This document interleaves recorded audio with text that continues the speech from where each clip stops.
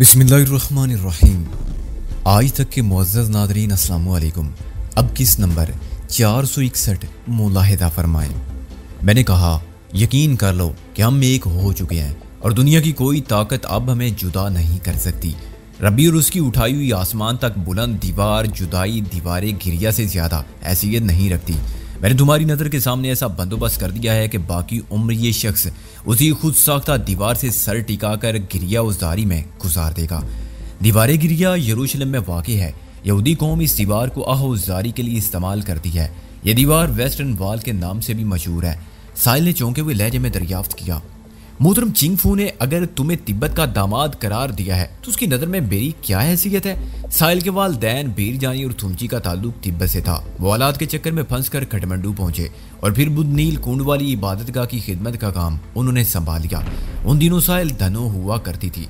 ये तो पाकिस्तान में दाखिल होने के बाद मैंने उसका नाम धनो से बदल कर साहिल रख दिया था, जो उसे बेहद पसंद भी आया था। साहिल का बाप थूंची कोई बुद्ध बख्शू नहीं था। बहरहाल वो बुद्ध नील कुंड वाली इबादतगाह में किसी बख्शू से ज्यादा अहम काम कर रहा था।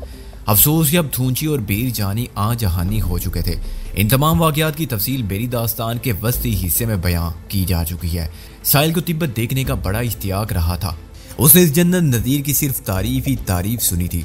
जब हम दोनों पाकिस्तान में थे तो सोचा था कभी फुर्सत मिली तो तिब्बत की सैर को जरूर जाएंगे। अब साहिल ने जो मेरी ज़बान से तिब्बत जाने का जिक्र सुना तो एक सनसनी खेज जोश व खरोश से सरशार हो गई। इसी जोश में उसने अपनी हैसियत को वाज़े करने के लिए वो अहम सवाल किया था। मैंने नहायत ही सादगी से जवाब दिया, चीफ लामा चिंगफू तुम्हें अपनी बेटी की तरह समझता है, यानी तिब्बत की बेटी। वो झीम कर दूसरी तरफ देखने लगी। उसके अंदाज में वो तमाम रंग शामिल थे जो इन लड़कियों के चेहरे पर नमूदार होते हैं जो अपनी शादी की बात सुनकर बेसाख्ता शर्मा जाएं। साहिल के ये रद्द-ए-अमल ऐन फितरी था। मैंने भी दरअसल ढके छुपे अल्फाज में उसकी शादी की बात ही की थी। ये अलग बात है कि उसकी शादी की बात मेरी शादी की बात भी थी। मैंने बदसूर ड्राइविंग जारी रखते हुए पूछा कि हम दोनों की शादी का जिक्र तुम्हें अच्छा नहीं लगा, जो रुख फेर कर यूं बेरुखी से दूसरी तरफ देखने लगी हो। नहीं, वो गड़बड़ा गई। ऐसी तो कोई बात नहीं है। फिर कैसी बात है? मैंने इस्तफसार किया। वो मौजू से कन्नी काटते हुए ऐसे बोली जैसे अचानक उसे कोई अहम बात याद आ गई हो। फिर पूछने लगी, जब हम लोग बाई रोड तिल अवीव से यरूशलेम जाएंगे तो फिर तुम एयरपोर्ट क्यों जा रहे हो? मैं कब एयरपोर्ट जा रहा हूँ? मैंने उसकी उलझन से महफूज होते हुए हैरत भरे लहजे में कहा, अभी तो तुमने बताया था हमारा रुख तिल अवीव के बिन गोरियन एयरपोर्ट की जानिब है। वो याद दहानी कराने वाले अंदाज में बोली। मैंने कुछ गलत नहीं कहा साहिल, मेरी आवाज में बला का ठहराव था। इस वैन का रुख यकीनन एयरपोर्ट की तरफ ही है, लेकिन हाईवे में दाखिल होने के बाद मैं वैन को छोड़ दूंगा। दरअसल मैं रब्बी और उसकी टीम पर यह तासर कायम करना चाहता हूँ कि एयरपोर्ट की तरफ जाते वक्त वैन में कोई खराबी नमूदार हुई और हम मजबूरन इसे हाईवे पर छोड़कर किसी और जरिए से एयरपोर्ट की समत चले गए।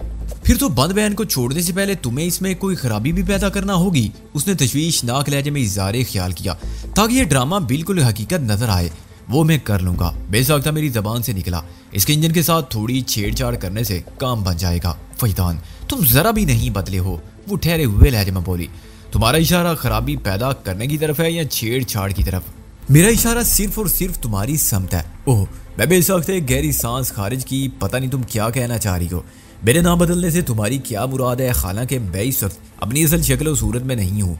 मैंने एक मिस्री बाशिंदे यूसुफुल दायरी का भेस बदल रखा है। इससे क्या फर्क पड़ता है? वो बेपरवाही से बोली।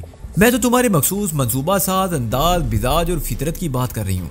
इसका मतलब है मैं तुम्हारे सामने फेल हो गया। मैंने मोतदिल लहजे में कहा। मेरी यूसुफुल दायरी वाली अदाकारी नाकाम हो गई। साहिल ने यह बात बड़े वादे अंदाज में महसूस की थी कि मैं दानिस्ता उसे छेड़ छाड़ने वाले अंदाज में दिल लगी कर रहा हूँ। वो मेरे बहुत करीब रही थी, इसलिए भी मेरी आदत मिजाज और फितरत से बाखूबी आगाह थी। चंद लम्हे खामोश रहने के बाद उसने पूछा, तुम्हारे हाथ में कोई तकलीफ है वैदान? मैं ड्राइविंग के दौरान में गैर इरादी तौर पर वक्फे से अपने बाएं हाथ की मुट्ठी को बंद खोल कर रहा था। ये वही घायल हाथ था जिसकी हथेली में मेजर ने बेदरी काट डाला था। जख्म की तकलीफ शदीद नोयत की नहीं थी। मुझे हल्की हल्की जलन और उलझन का एहसास हो रहा था और यही एहसास गैर इरादी अंदाज में मुतासर हाथ की मुट्ठी को खोल बंद कर रहा था। साहिल के सवाल के जवाब में मैंने उसे इस वाक़े की तफसील सुनाई। फिर बताया, कोई खास तकलीफ नहीं है। अपार्टमेंट पर पहुंचने के बाद मैं इसका जायजा लूंगा। अपार्टमेंट? उलझन ज़दा नजर से मुझे देखने लगी। क्या मैं किसी अपार्टमेंट में जाना है? मैंने जवाबन मुख्तसर अल्फाज में बिहाई गार्डन अपार्टमेंट्स के अपार्टमेंट नंबर 27C के बारे में बता दिया। इस बयान में सूफिया का जिक्र भी आया। साहिल सूफिया का नाम सुनकर बड़े मानी खेज अंदाज में मेरी आंखों में देखने लगी। उसकी मखसूस तशवीश दूर करने के लिए मैंने उसे बताया कि किस तरह मैं सूफिया के साथ एक शेड्यूल सफ़र करते हुए यहाँ तक पहुँचा हूँ और किस तरह वो यानी साहिल सूफिया की आईडी पर इसराइल से लंदन तक मेरी एक गहरी दोस्त की हैसियत से सफ़र करेगी। फिर मैंने इस मौजू को जल्द बंद करने की खातिर कहा। मैंने सूफिया से कहा था कम से कम 12 और ज़्यादा से ज़्यादा 1 बजे तक मैं वापस अपार्टमेंट पहुँच जाऊँगा। 1 तो बजने ही वाला है। मुझे नहीं उम्मीद कि मैं 1:30 बजे से पहले अपार्टमेंट तक पहुंच सकूं, लिहाजा मुझे सूफिया को फ़ोन करके अपनी खैरियत कामयाबी से आगाह करना होगा। साहिल ने इस सिलसिले में कोई तबसरा नहीं किया। हम इस दौरान में सफ़र करते हुए एयरपोर्ट की जानिब जाने वाली हाईवे पर पहुंच गए। मैंने थोड़ा आगे आने के बाद बंद वैन को सड़क के किनारे रोक लिया। इस हाईवे पर ट्रैफिक का वो अज़्दहाम दिखाई नहीं देता था जो दिन और खुसूसन शाम के वक्त नजर आता था। इस वैन को ख़राब करने के बाद हम पैदल ही वापस चल पड़े। फिर एक पब्लिक कॉल सेंटर से मैंने सूफिया को फ़ोन किया। अपार्टमेंट नंबर 27C का फ़ोन नंबर मेरे ज़हन में नक्श होकर रह गया था। मैंने फ़ोन मशीन के कीपैड 5767733 के नंबर पंच किए। ये क्योंकि लोकल नंबर था इसलिए एरिया कोड 03 मिलाने की ज़रूरत नहीं थी।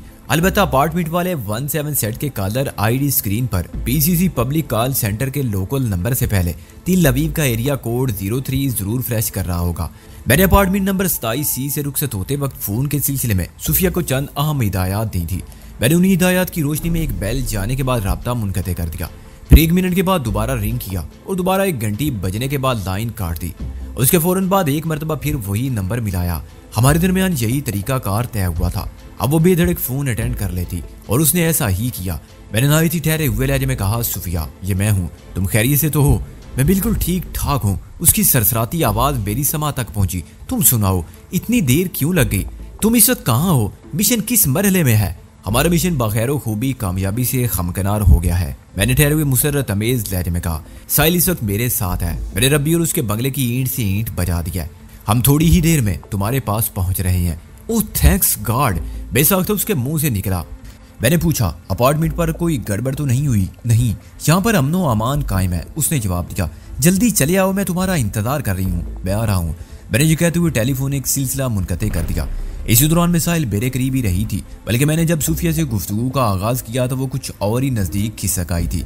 इतना पास के रिसीवर में उभरने वाली सूफिया की आवाज़ उसकी समा तक बासानी रसाई हासिल कर सकती थी। उसका ये अमल किसी सोचे समझे मंसूबे के तहत था या फिर एक बेसाख्ता फेल। बहरहाल इस हरकत को खालिस बीवी वाला अंदाज कहा जा सकता था। हम PCC से बाहर निकले और एक टैक्सी पकड़कर बिहाई गार्डन अपार्टमेंट्स चले आए। मैंने एहतियातन टैक्सी को शालूम स्ट्रीट पर वाक़े पोस्ट ऑफिस के नज़दीक छोड़ दिया और पैदल ही टहलते हुए हम अपार्टमेंट्स बिल्डिंग की तरफ बढ़ गए। अपार्टमेंट नंबर 27C के दरवाजे तक पहुंचने में हमें किसी दुश्वारी का सामना नहीं करना पड़ा। मैंने उसी मखसूस अंदाज में दरवाजे पर दस्तक दी जो सूफिया से तय हो चुका था। उसके साथ ही मैं आंखें बंद करके थर्ड आई के तवज्जो से उसके माहौल में अपार्टमेंट के अंदर पहुँच गया। वो कामन में मौजूद थी और दरवाज़ा खोलने के लिए आगे बढ़ रही थी। मैंने मुतमईन होने के बाद आंखें खोल दी और अगले ही लम्हे अपार्टमेंट का दरवाज़ा खुला। खुले हुए दरवाजे में सूफिया का चेहरा दिखाई दिया। मैंने राहदारी में दाएं बाएं चौकन्ना निगाह दौड़ाई। इत्तफाक से इस वक्त वहाँ कोई भी मौजूद नहीं था। हम नहायती कामयाबी के साथ अंदर दाखिल हो गए। हमने आज शाम इस अपार्टमेंट पर कब्जा जमा लिया था और सिर्फ इसके कुशादा कामन का इस्तेमाल करने का फैसला किया था, जहाँ एक दीवार के साथ मुकम्मल सोफा सेट मौजूद था। मैं सिटिंग रूम में पहुंचा और वहाँ से 2-3 आरामदेह कुर्सियाँ उठा लाया। आने वाले लम्हों में हम वहाँ जिस कार्रवाई का आगाज़ करने वाले थे उसके लिए किसी भी शय की ज़रूरत पेश आ सकती थी। रस्मी अलैक्सलैह के बाद सूफिया ने मुझे इस मिशन की कामयाबी पर मुबारकबाद पेश की। अगर कोई और मौका होता तो वो रूखी सूखी ज़बानी मुबारकबाद तक महदूद ना रहती। साहिल की मौजूदगी ने उसे हद से तजावुज़ करने से रोक रखा था। उसे ये बात मालूम थी मैंने साहिल के उसूल के लिए दुनिया भर की सऊबतें बर्दाश्त की हैं और इस बात का भी बखूबी अंदाज़ा था कि अनकरीब साहिल से मेरी शादी होने वाली है। इस ख्याल और एहसास ने उसे अंदर से अफसुर्दा कर दिया था। वो बाज़ाहिर हंसी खुशी घुल मिलकर हम से बातें कर रही थी, लेकिन मैं जानता था वो अंदर से खुश नहीं है। मुझसे दूर हो जाने का एहसास उसे मलूल कर गया था, लेकिन अफसोस कि मैं उसकी अंदरूनी खुशी की बहाली के लिए कुछ नहीं कर सकता था। मैं तो इस वक्त खुद जुदाई के जख्मों से चूर चूर था। इन जख्मों पर साहिल के उसूल का मरहम रखकर एक तवील अरसे तक आराम करना चाहता था। इन हालात में मैं सूफिया की दिलजोई कर सकता था और ना ही किसी तौर उसके दुख का मदावा बन सकता था। इस बात में किसी शक व शुबे की गुंजाइश नहीं निकाली जा सकती थी कि इंसान बुनियादी तौर पर बड़ा ही खुद गर्ज वाक़ हुआ है। जब वो खुश होता है तो उसे दूसरों का गम दिखाई नहीं देता। वो यही फ़र्ज़ कर लेता है वो खुश है तो सारी दुनिया ही खुश होगी। मैं भी इन लम्हात में कुछ इसी किस्म के रवैया का मुज़ाहरा कर रहा था। साहिल को पाने की खुशी ने सूफिया के दुख को कैमोफ्लेज कर दिया। मैंने इनके हालात को जहन से झटका और सूफिया की तरफ देखते हुए पूछा, बातें तो साथ साथ होती रहेंगी, ये बताओ साहिल को सूफिया बनाने में तुम्हें कितना वक्त लगेगा? आधे से पौना घंटा, वो साहिल का बागौर जायजा लेते हुए बोली। इसके चेहरे की बनावट और हड्डियों की साख 99% मुझसे मुशाबा है, ज्यादा इस मकसद में कामयाबी बहुत आसानी से हासिल हो जाएगी। अगर मैं खालू खत में थोड़ी तब्दीली करके इसका हेयर स्टाइल अपने जैसा बना दूं तो 100% काम चल जाएगा। कांटे की tour and trip travel company के स्टाफ और मुसाफिरों को एक लम्हे के लिए भी शक नहीं गुजरेगा कि तुम्हारी मुसाफिर साथी बदल दी गई है। वो यही समझेंगे जिस सूफिया के साथ तुम तिल अवीव की मजीद सैर के लिए रुक गए थे, उसी के हमरा तुमने उन्हें यरूशलेम में दोबारा ज्वाइन कर लिया है। Very nice. मैंने वॉच पर निगाह दौड़ाते हुए कहा, इस वक्त रात का 1:30 बजा है, इसका मतलब है तुम ज्यादा से ज्यादा 2:15 बजे तक फारिग हो जाओगी। श्योर। वो पूरे एतमाद के साथ बोली। मैंने कहा ठीक है, मैं 2:30 बजे के लिए रेडियो कैब वालों को फोन कर देता हूँ। रेडियो कैब के लिए तुम 2 बजे फोन करना, सूफिया ने मशवरतन कहा। मैंने उसकी बात मान ली। अपार्टमेंट से रब्बी वाले बंगले की तरफ जाते हुए मैंने Bloom star radio cab service वालों से मुकम्मल मालूमात हासिल करनी थी। शहर से बाहर जाने की सूरत में आधा घंटा पहले उन्हें कॉल करना पड़ता। निस शब के बाद वो लोग तिल अवीव से यरूशलेम तक पहुंचाने को 200 अमेरिकी डॉलर यानी 700 न्यू शेकल वसूल करते। उन दिनों एक US डॉलर 3.5 न्यू शेकल के बराबर समझा जाता था। न्यू शेकल इसराइल की मुकामी करेंसी है। सूफिया ने साहिल को एक आराम कुर्सी पर बिठाया और अपने काम में मसरूफ होगी। वह बैग्स की तैयारी में लग गया। मैं सूफिया के साथ सफर करते हुए इंग्लैंड से यहाँ पहुंचा था और हमारा तमाम तर सामान एक ही बैग में था। इसी बैग के अंदर एक खाली बैग को मैंने तय करके रखा हुआ था। अब हमें 2 बैग अलग अलग बनाने थे। मैंने तयशुदा खाली बैग को बाहर निकाला और उसी में सूफिया के लिए जरूरत की एशिया भरने लगा। कंटेकी ड्यूटी का ख्याल रखते हुए मुझे अपने पास वही बैग रखना था जिसके साथ मैं अब तक सफर करता आया था। मैंने सुपरमार्केट से साहिल के लिए भी जरूरी शॉपिंग की थी। 10 मिनट के अंदर मैंने दोनों बैग्स को तैयार कर लिया। हम जब उस अपार्टमेंट से निकले तो हमें यहाँ अपने मुख्तसर क़याम के आसार को भी मिटाना था और ये काम बवक्ते रुखसत ही ज्यादा अच्छे अंदाज में किया जा सकता था। अचानक मुझे ख्याल आया कि सूफिया थोड़ी देर बाद हमसे जुदा हो जाएगी। उसे हिराल्ड थॉमस की हिदायत के मुताबिक किसी शख्स से जाकर मिलना था जो किसी न किसी तरह उसे इसराइल से निकाल कर वापस लंदन पहुंचा देता। किस तरह, ये हिराल्ड थॉमस ने मुझे नहीं बताया था। मैंने इस सिलसिले में सूफिया को टटोला तो उसने भी कोई खत्मी जवाब नहीं दिया और सारी फिल्म उसी शख्स के गले में डाल दी जिसने उसे इसराइल से बाहिफाजत निकालना था। इसी तनाजुर में मैंने सूफिया से पूछा, तुम हिराल्ड थॉमस से कब रब्ता करोगी? प्रोग्राम के मुताबिक मेरे मिशन की तकमील के बाद सूफिया ने हिराल्ड थॉमस को फोन करना था। फिर वो उसे बताता कि उसने कब और कहां किस शख्स से जाकर मिलना है। मेरा मिशन नहायत ही कामयाब रहा था। लिहाजा वो वक्त आन पहुंचा जब सूफिया ने अपने बड़े हिराल्ड थॉमस को खुशी और कामयाबी की यह खबर सुनानी थी। मेरी इस अफसार के जवाब में सूफिया ने जो कुछ कहा वो इंतहाई हैरत अंगेज था। मैं हिराल्ड थॉमस से राब्ता करके हिदायत ले चुकी हूँ, वो पुरसकून लहजे में बोली। कब? बेसाख्ता मेरी जबान से एक लफ्ज़ी सवाल निकल गया। उसने अपना काम जारी रखते हुए बताया, जब तुमने फोन करके मुझे अपनी कामयाबी की इतला की थी कोई आधा घंटा पहले मैं सनसनी खेज नजर से उसे देखने लगा। इसी दौरान में सूफिया को एक लम्हे के लिए भी अपार्टमेंट से बाहर नहीं जाना था। अगर उसने अपार्टमेंट के अंदर रहते हुए लंदन में मौजूद हिराल्ड थॉमस से राब्ता किया था तो उसका एक ही मतलब था, उसने इस मकसद के लिए अपार्टमेंट वाला फोन इस्तेमाल किया था। मैंने इस अमर की तस्दीक के लिए उससे पूछ लिया, क्या तुमने इसी फोन से लंदन कॉल किया है? वो अपना काम जारी रखते हुए नहायत ही संजीदगी से बोली, ये फोन ओवरसीज कॉल के लिए वैलिड नहीं। अगर ऐसा होता तो फिर भी मैं इसे इस्तेमाल करने की हिमाकत ना करती। इसका मतलब है तुम कुछ देर के लिए अपार्टमेंट से बाहर गई थी? नहीं, एक लम्हे के लिए भी नहीं, वो कतियत से बोली। फिर तुमने किस जरिए से लंदन राब्ता किया है? मेरी हैरत अब उलझन में बदल गई थी। फैदान, वो एक ठंडी सांस खारिज करते हुए बोली, तुम्हारी तरह मेरे पास थर्ड आई की सलाहियत तो है नहीं कि मैं आंखें बंद करके जहां चाहूं पहुंच जाऊं। अलबत्ता उसने मानीखेज अंदाज में जुमला अधूरा छोड़ा, फिर एक लम्हे के तवक्कुफ के बाद इजाफा करते हुए बोली, अलबत्ता अपना काम चलाने के लिए मैं साइंस की एक छोटी सी इजाद का सहारा लेती हूँ। तुम पेरियों में बात क्यों कर रही हो? मैंने कहा, खुलकर कहो जो भी कहना चाहती हो। उसने कहा, मेरा इशारा सेल फोन की तरफ है। Cell phone? मैंने चौंक कर उसकी तरफ देखा। क्या तुम ये बताना चाह रही हो कि तुम्हारे पास कोई सेल फोन भी मौजूद है? हाँ, मेरे पास एक नन्हा सा tri band GSM cell phone मौजूद है। वो एक एक लफ्ज पर जोर देते हुए बोली, ये सेल फोन दरअसल यूसुफ ज़ाहिरी का है। मैं गहरी सांस खारिज करके रह गया। फिर मेरे इस्तफसार पर उसने तफसील बताई कि उसके पास यूसुफ ज़ाहिरी का जो सेल फोन था उसका कनेक्शन पोस्ट पेड था। यूसुफ ज़ाहिरी चूंकि एक सैलानी शख्स था और मिस्र के पड़ोसी ममालिक में उसका आना जाना लगा रहता था, इसलिए उसने UK के अलावा इसराइल, उर्दन, लिबनान और शाम वगैरह की रोमिंग भी हासिल कर रखी थी। हिराल्ड थॉमस ने लंदन से रवाना होते वक्त ये फोन उसे देते हुए हिदायत की थी कि वह इस सफर की अहम रिपोर्ट्स उस तक पहुंचाती रहेगी, खास तौर पर मिशन के हवाले से अहम खबरें। और इसी दौरान में सूफिया ये सब कुछ करती भी रही थी, हत्ता कि उसने थोड़ी देर पहले हिराल्ड थॉमस को मेरे मिशन की कामयाबी से इतला करके आइंदा के लिए भी हिदायत ले ली थी। सूफिया बहुत ही गहरी लड़की साबित हुई थी। मुझे यकीन था वो दरोग गोई से काम नहीं ले रही होगी, लेकिन उसके स्टेटमेंट के कई पॉइंट मुझे खत्म नहीं हो रहे थे। इसलिए अपनी ज़हनी उलझन को मैंने इस अफसार का जामा पहनाना जरूरी समझा। तुम तो छुपी रुस्तम निकली। कमाल है, लगभग 2 हफ्ते इस सफर में तुम मेरे साथ रही हो और मुझे एक लम्हे के लिए भी ये एहसास नहीं होने दिया कि तुम किसी सेल फोन का इस्तेमाल कर रही हो।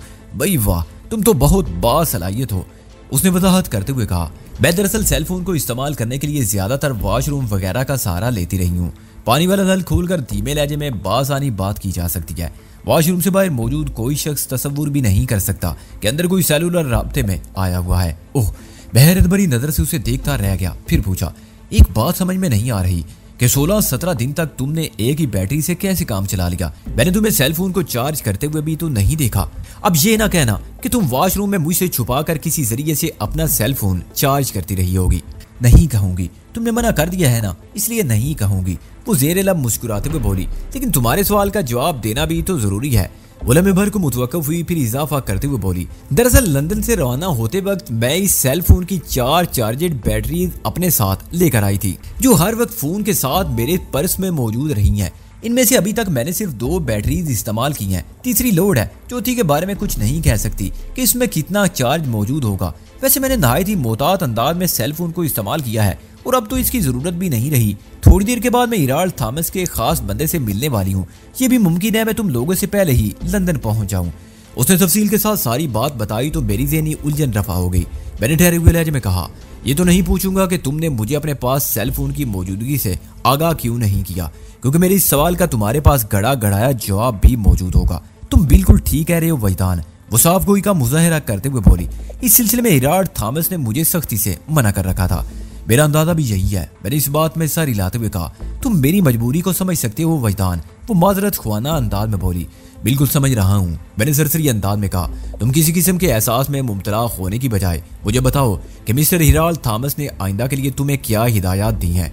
उसने बताया, मैं आप लोगों के साथ ही अपार्टमेंट से निकलूंगी, रेडियो कैब में भी तुम्हारे साथ ही बैठूंगी। हिराल्ड थॉमस ने मुझे बताया कि तिल अवीव से बाई रोड अगर यरूशलेम जाएं तो आबी आजर के इलाके से गुजरना पड़ता है। आबी आजर से थोड़ा पहले बैस जरका का इलाका वाक़ है। मुझे बैस जरका तक जाना होगा। बैस जरका में 139 एरियल स्ट्रीट पर मुझे उतार कर तुम लोग आगे बढ़ जाना। 139 एरियल स्ट्रीट पर कौन रहता है, मैंने पूछ लिया। मिस्टर जोसेफ, सूफिया ने जवाब दिया। हिराल्ड थॉमस ने मुझे जोसेफ से मिलने को कहा है। ठीक है सूफिया, मैंने मुतमईन अंदाज में कहा, हम तुम्हें मिस्टर जोसेफ की रिहाइश पर ड्रॉप कर देंगे। इधर मेरी बात खत्म हुई, उधर सूफिया ने साहिल से कहा, अब तुम वॉशरूम में जाकर लिबास तब्दील कर लो, तुम्हारे चेहरे की फाइनल टचिंग चेंज के बाद होगी। साहिल ने सवालिया अंदाज में मेरी तरफ देखा तो मैंने इस बात में गर्दन हिला दी। वो मेरा इंतखाब किया हुआ एक लिबास उठाकर वॉशरूम में घुस चुकी थी। सूफिया ने मेरी तरफ देखते हुए कहा, थोड़ी देर के बाद हम बिछड़ जाएंगे। वादा करो अगर मैं तुम लोगों से पहले लंदन पहुंच गई तो तुम मुझसे वहां एक भरपूर मुलाकात करोगे। मैंने उसका दिल रखने के लिए भरपूर मुलाकात की हामी भर ली। हालांकि मेरा अंदाजा ये था कि जब तक हम लंदन से तिब्बत के लिए रवाना नहीं हो जाते, हिराल्ड थॉमस सूफिया को लंदन में दाखिल नहीं होने देगा। मैंने बरसबील जिक्र पूछ लिया, और अगर तुम्हें वहां पहुंचने में देर हो जाए तो मेरे लिए क्या हुक्म है? तुम इतने सीधे कब से हो गए? उसने हैरत से मेरी आंखों में देखते हुए कहा, किसी का हुक्म मानना तो शायद तुम्हारी फितरत में शामिल ही नहीं है। ऐसा ना कहो सूफिया, मैंने शाकी लहजे में कहा। माँ जबीनों की तो हर बात को बेहुक्म समझकर उस पर अमल करने की कोशिश करता हूँ। अगर यकीन ना आए तो कभी आजमा कर देख लेना।